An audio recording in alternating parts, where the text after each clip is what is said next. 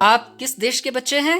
भारत। आप किस देश के बच्चे हैं? भारत। आपके देश का नाम क्या है? भारत। आपके देश का नाम क्या है? भारत। आप किस देश के बच्चे हैं? भारत। आप किस प्रदेश के बच्चे हैं? हिमाचल प्रदेश। आपके प्रदेश का नाम क्या है? हिमाचल प्रदेश। वाणी में उत्साह कम हो गया, कम नहीं होना चाहिए, उत्साह पूरा होना चाहिए।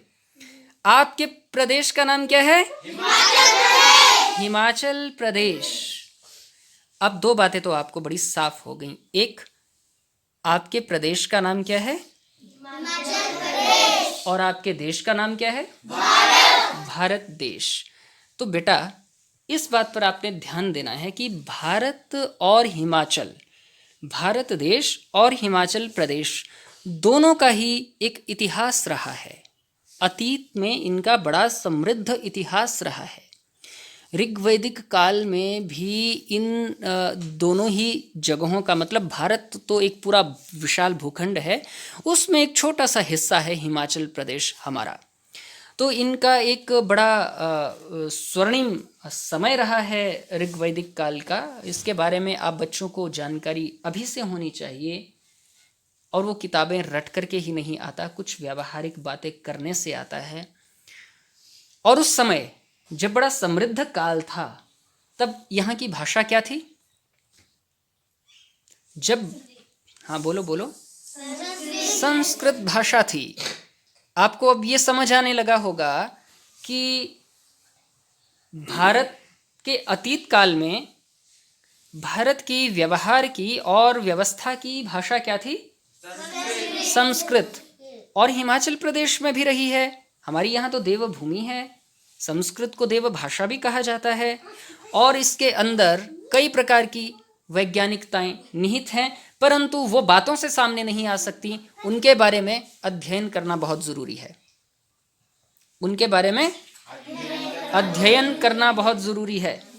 तो ये बातें आप सब बच्चों के ध्यान में होनी चाहिए। एक तो भाषा के बारे में ध्यान होना चाहिए कि हमें अपने देश की भाषा के लिए भी काम करना है, और हमें अपने देश की भाषा में निहित वैज्ञानिकता को सामने लाने के लिए शोधपरक बातें करनी है, रिसर्च आधारित बातें करनी है, जिनमें तथ्य हों, जिनको कोई झुठला ना सके, जिन पर कोई व्यर्थ की बहस ना कर सके।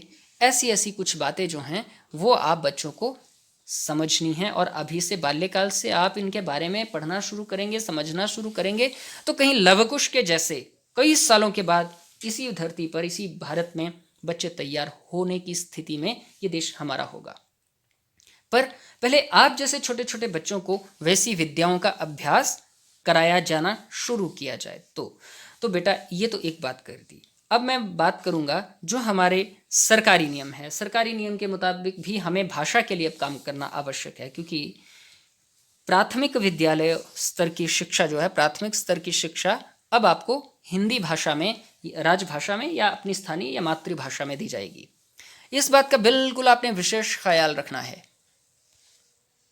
प्राथमिक स्तर की शिक्षा आपको राजभाषा, स्थानीय भाषा या मातृभाषा में दी जाएगी। अंग्रेजी में अब शिक्षा नहीं दे सकते, अंग्रेजी में अब शिक्षा नहीं दे सकते।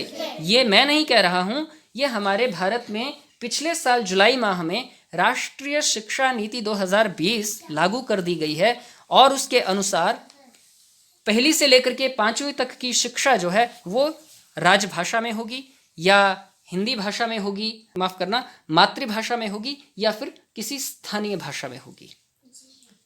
अब ये समझना है आपको। बहुत सारे लोगों का आकर्षण है कि हम अपने बच्चों को अंग्रेजी पढ़ाएंगे, अंग्रेजी माध्यम में पढ़ाएंगे, लेकिन वो पढ़ाएंगे ज़रूर, पर अब आने वाला वक्त जो है वो बदलाव की तरफ चल रहा है। इसलिए इन बातों को आपने विवेकपूर्वक समझना है। और इसीलिए ये चीज़ जो, ये आयोजन छोटे छोटे ऐसे हैं। अभी तो आप लोग संस्कृत जानते नहीं हैं, समझते नहीं हैं। अगर हम संस्कृत में बात करेंगे तो आपको थोड़ा समझ कम लगेगा, इसलिए हमने हिंदी में कह दिया।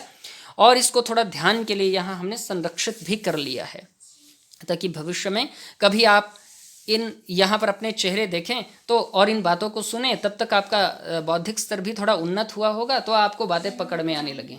ठीक है? हाँ, तो आज हम गीता जयंती के अवसर पर एक श्लोकोच्चारण कार्यक्रम का आयोजन करेंगे। तो सब बच्चे इसमें हिस्सा लेंगे। कल मैंने अभ्यास भी कराया था, परसों भी कराया था, और आज फिर सुबह से आप लोग कर ही रहे थे, है ना। तो बारी बारी से हम एक बड़े संक्षेप में इस कार्यक्रम का आयोजन करेंगे। और इस कार्यक्रम के पीछे एक तो हमारा जो हमारे बच्चों की मानसिकता है वो भारतीय विचारधारा से जुड़े, उनको भारतीय विचारधारा में निहित ज्ञान और विज्ञान की बातें समझाने लगे, और उसके माध्यम से फिर वो अपने व्यवहार में वैसे आचरण करना शुरू कर दें। ये मकसद है।